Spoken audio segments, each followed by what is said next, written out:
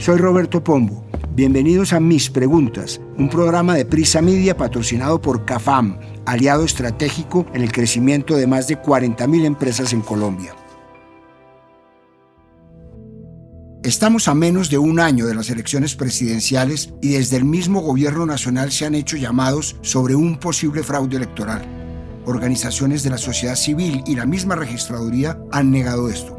¿Cómo puede afectar a las elecciones esta oleada de violencia política y electoral?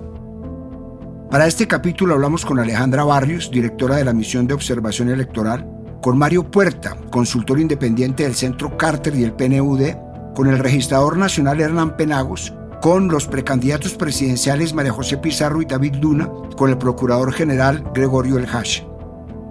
Soy Roberto Pombo y este es el capítulo 151 de Mis Preguntas. Bienvenidos.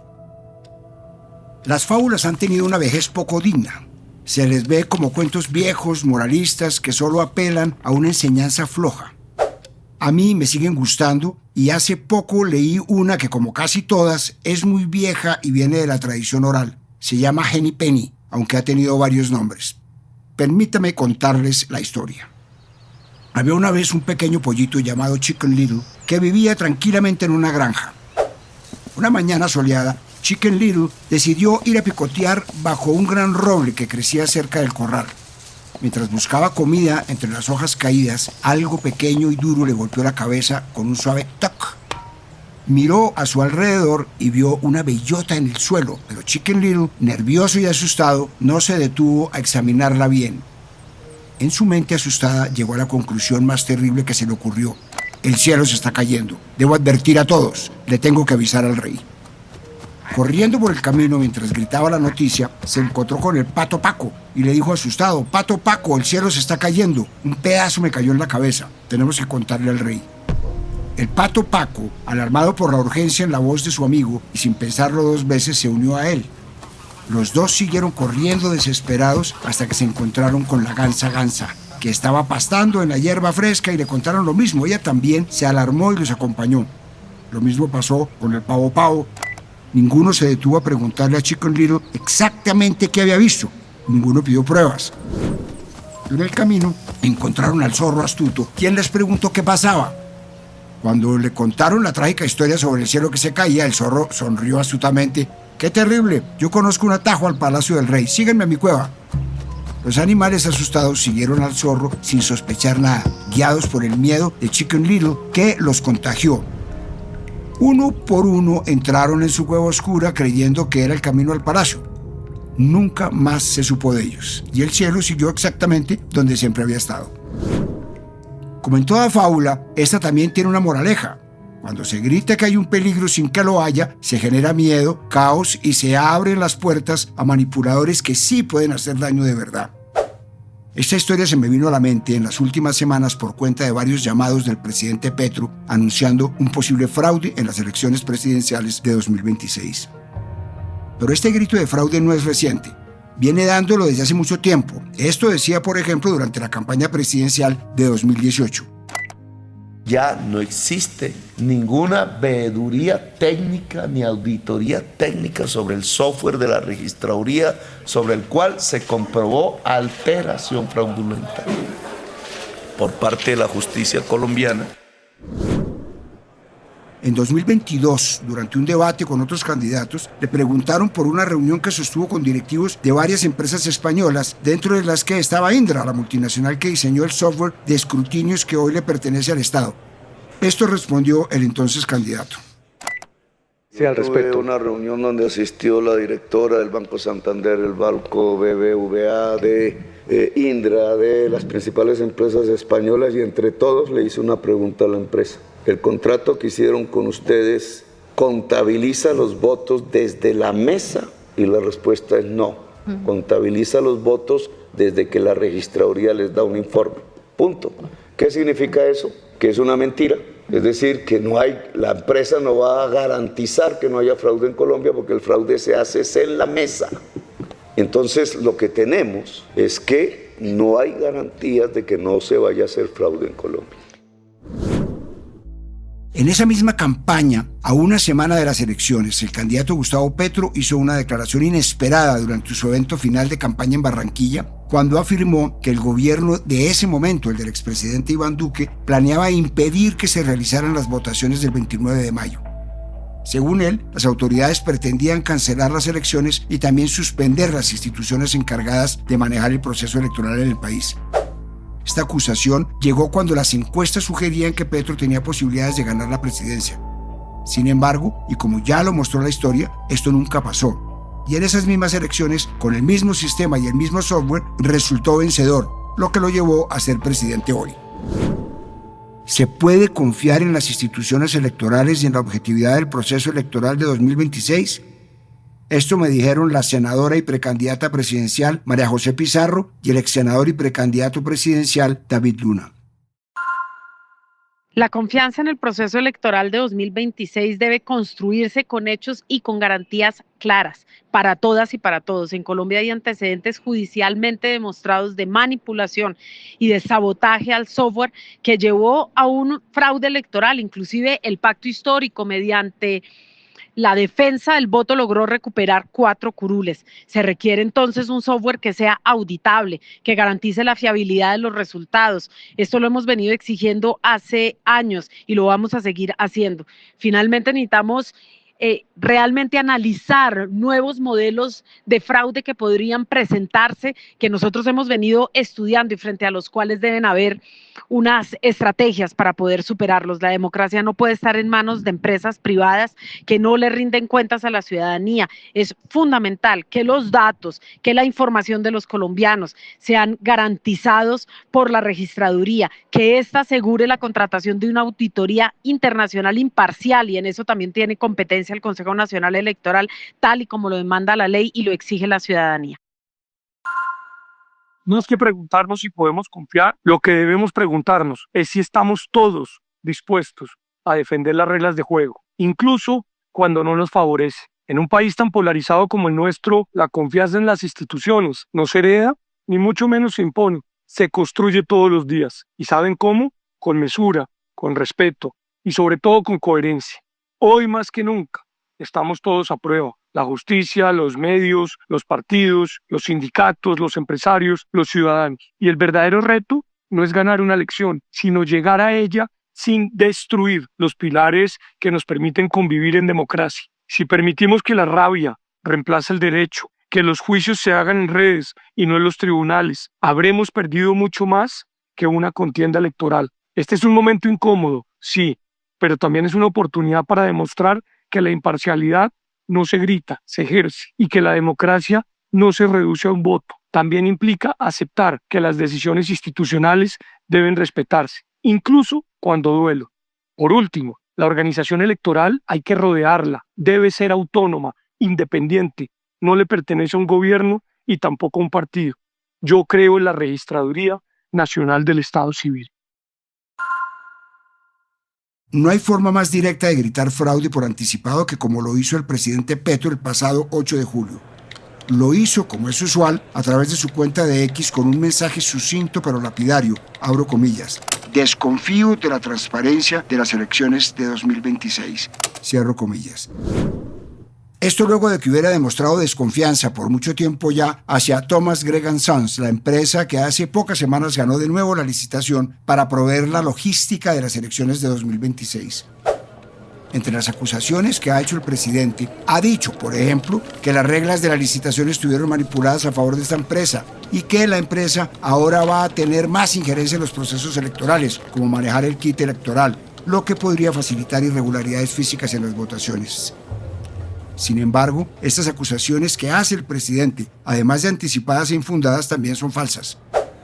Según el detector de mentiras de la silla vacía, que revisó el nuevo contrato de la unión temporal de la que hace parte Thomas Gregg, las funciones siguen siendo las mismas que en el contrato anterior: kit electoral, software de transmisión de datos, biometría y otros.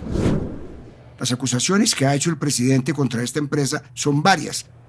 Por ejemplo, en febrero del año pasado, dijo en su cuenta de X que Thomas Gregg tiene el poder para, abro comillas, controlar toda la base de datos de los colombianos en la registraduría y al mismo tiempo controlan el escrutinio de las elecciones. tienen el control de las dos palancas de la elección, cierro comillas, y aseguró que podían hacer un fraude monumental. Nuevamente, estas afirmaciones son engañosas. Por una parte, Thomas Gregg, al conseguir los contratos para organizar las elecciones, puede consultar ciertos datos de los ciudadanos, como nombres, cédulas y dónde debe votar cada persona, para crear la página web donde la gente busca su lugar de votación.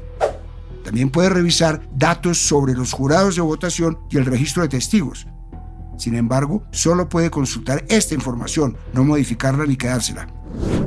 Todo esto lo hace a través del sistema del Archivo Nacional de Identificación, que sigue siendo controlado por la Registraduría Nacional, lo que es muy diferente a controlar o modificar toda la información o hacer uso de ella para otros fines. En esta misma publicación, el presidente aseguró que la empresa controla por completo las elecciones, lo que vuelve a ser una aseveración bastante engañosa.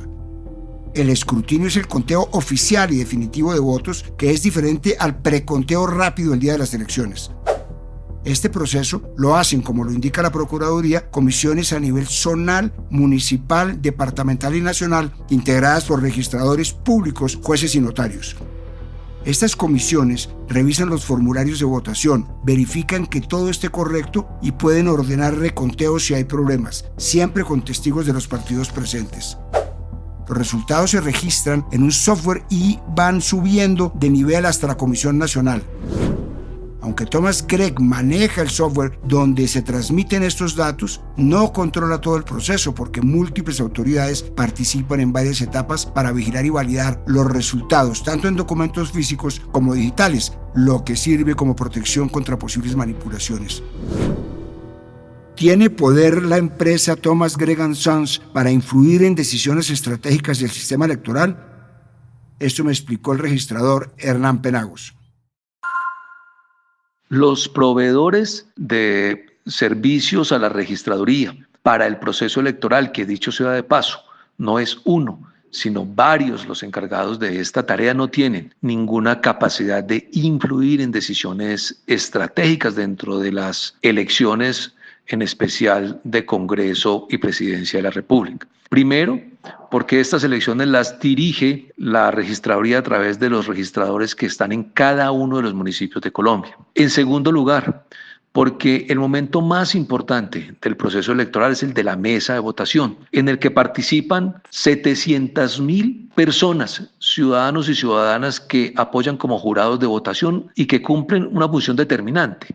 Nada más y nada menos que contar los votos y diligenciar de manera manual las actas electorales o E14. Pero además de eso existen unos funcionarios que nos apoyan, que tampoco son empleados de la registraduría y mucho menos de los proveedores de la entidad, que son jueces y notarios, que se encargan de validar esas actas y declarar los resultados en cada municipio del país. Por tanto, el proceso electoral de las elecciones está dirigido, administrado por los miles de funcionarios que tiene la registraduría en cada uno de los municipios, y los terceros son solo eso, terceros que apoyan el proceso electoral. En medio de esta especie de paranoia, el gobierno emprendió otra polémica, y esta vez fue contra el software de escrutinio. El 9 de julio, menos de 24 horas después de que la unión temporal de la que hace parte Thomas Gregg & Sons ganara la licitación para las elecciones de 2026, el ministro del Interior, Armando Benedetti, aseguró que la idea es que el software de escrutinio fuera completamente estatal y no que sea manejado por una empresa, y por eso trajo a colación un fallo del Consejo de Estado. Fallo del Consejo de Estado donde dice que el software para el escrutinio debe ser estatal, que las auditorías deben ser independientes, que la trazabilidad debe tener seguridad y transparencia, sobre todo en la consolidación de los datos, sobre todo cuando el usuario entra al registro para verificarlo. En un comunicado de la Presidencia de la República, que cita varias publicaciones en X del presidente Petro, abro comillas, la registraduría no ha permitido auditar software de elecciones, cierro comillas. Pero lo cierto es que a partir de 2021 dicho software pasó a ser patrimonio del Estado colombiano tras su adquisición a la empresa Indra, y únicamente los magistrados del Consejo Nacional Electoral tienen la facultad de manejarlo. Durante 2022, cuando además fue sometido a su primera prueba, la totalidad de los partidos políticos tuvieron la posibilidad de certificar a sus auditores para utilizar la plataforma. Esto le respondió el registrador Hernán Penagos.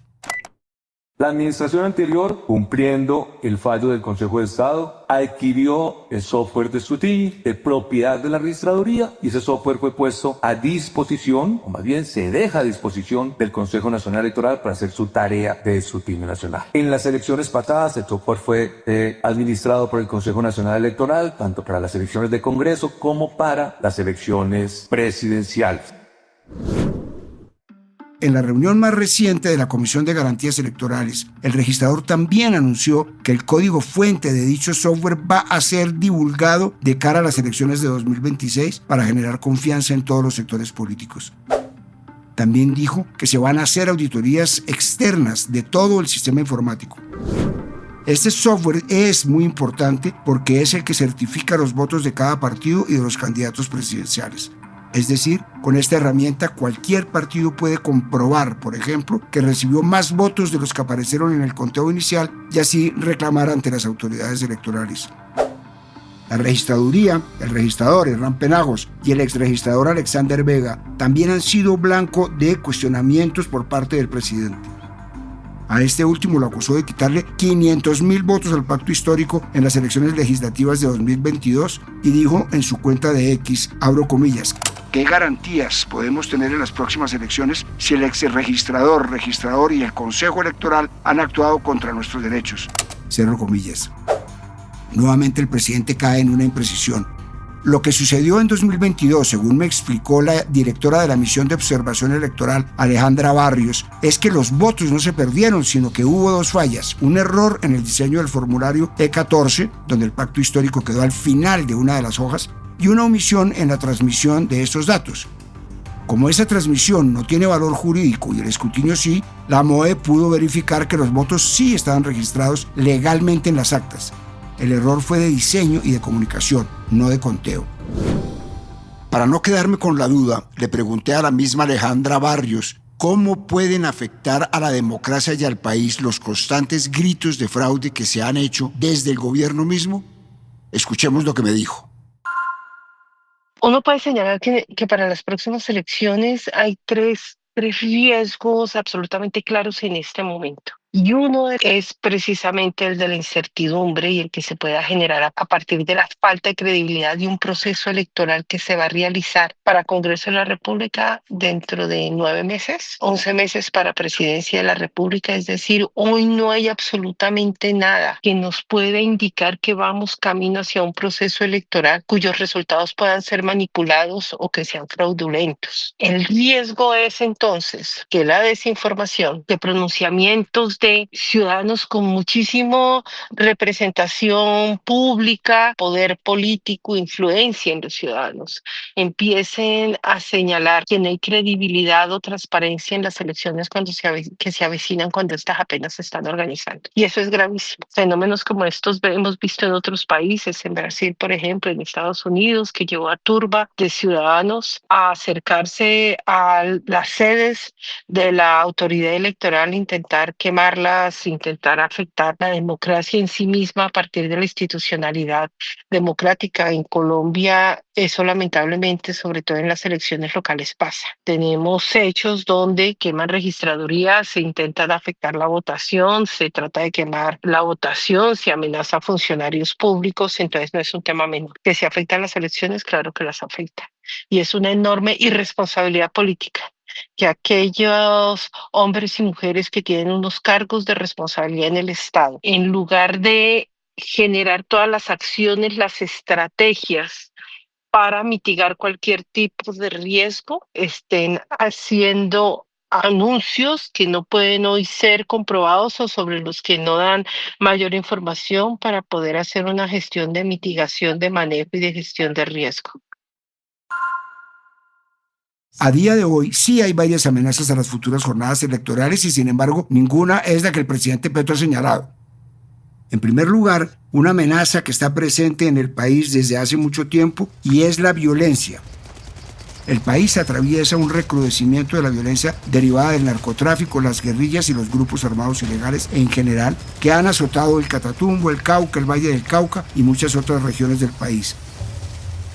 A diferencia de elecciones pasadas, en este momento en el país hay decenas de grupos armados diferentes de distinta índole, sin un mando único. Pero además, este ha sido un año especialmente violento. Para Alejandra Barrios, la directora de la Misión de Observación Electoral, la violencia electoral en lo que va corrido del año ha sido superior a las anteriores. Según esta organización, entre enero y mayo de 2025 se registraron 134 hechos de violencia contra liderazgos sociales, políticos y comunales, de los cuales 58 fueron contra liderazgos políticos, incluidos alcaldes y concejales electos. Además de 979 acciones violentas que se atribuyen a grupos armados ilegales, lo que significa que es el nivel de violencia política y electoral más alto en los últimos 7 años. Los más afectados han sido alcaldes y concejales electos en el último proceso electoral.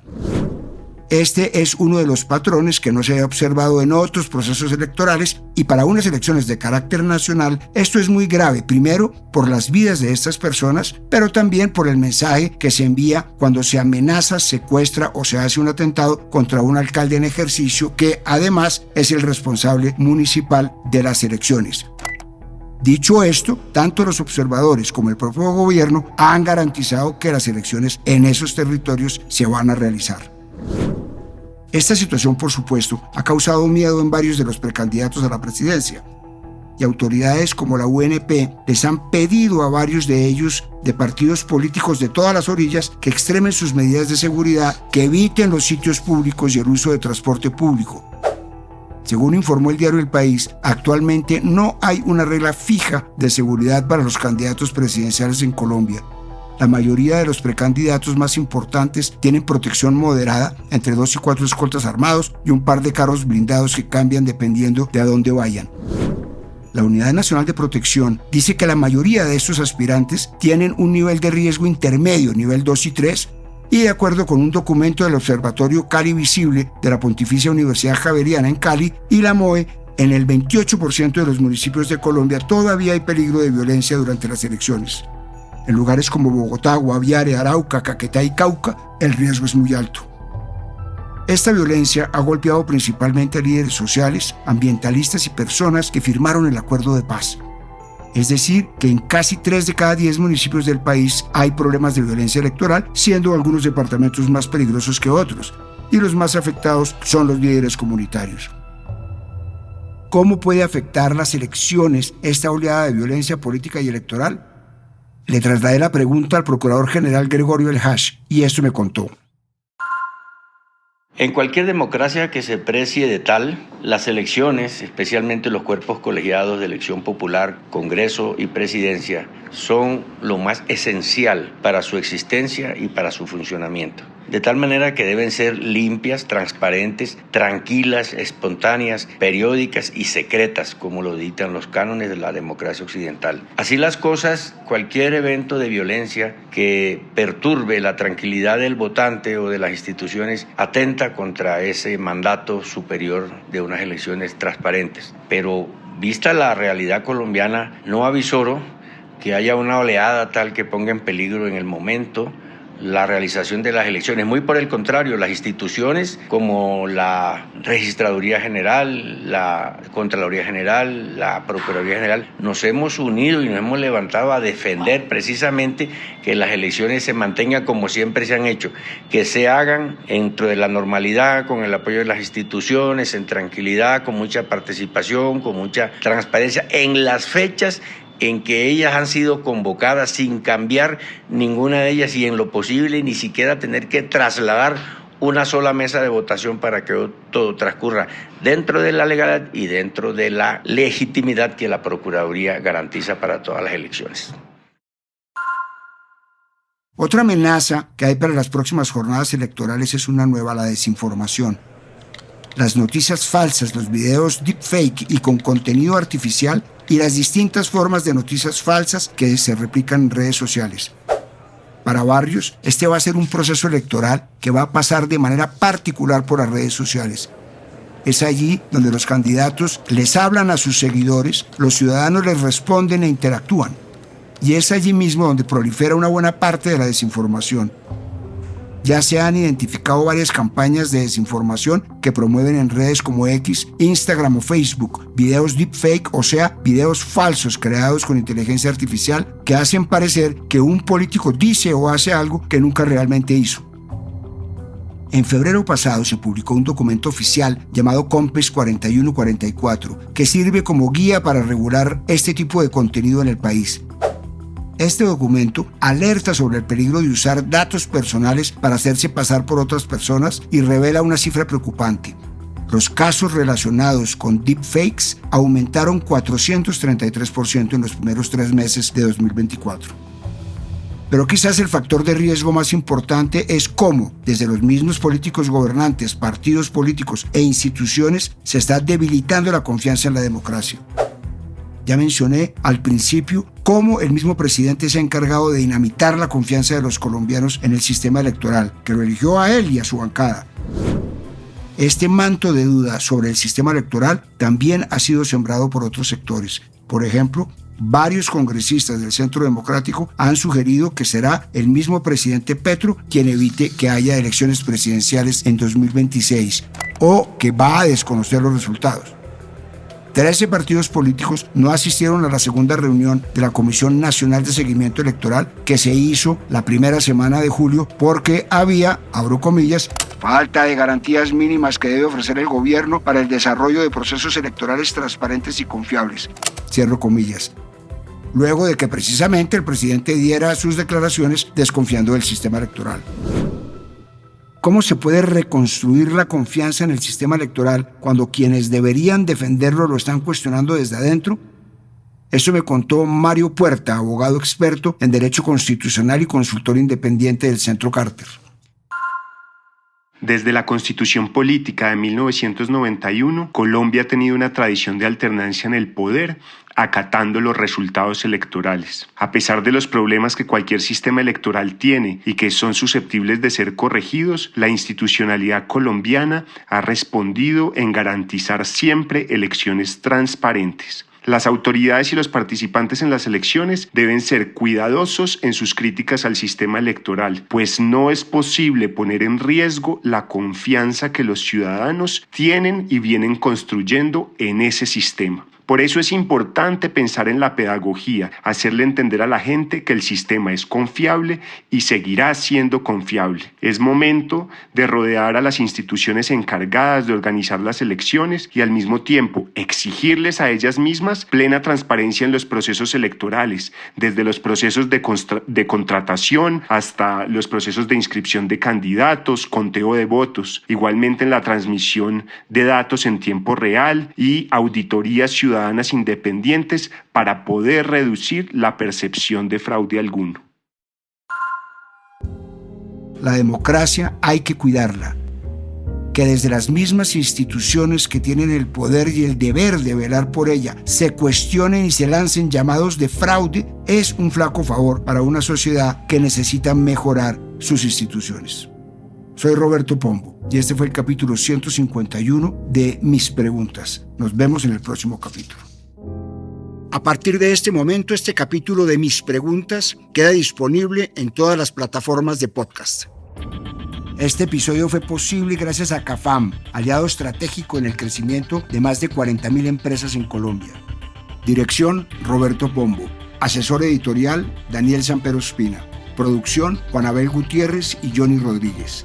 Guiones, Juan Abel Gutiérrez y Johnny Rodríguez. Postproducción de audio, Carlos Bernal.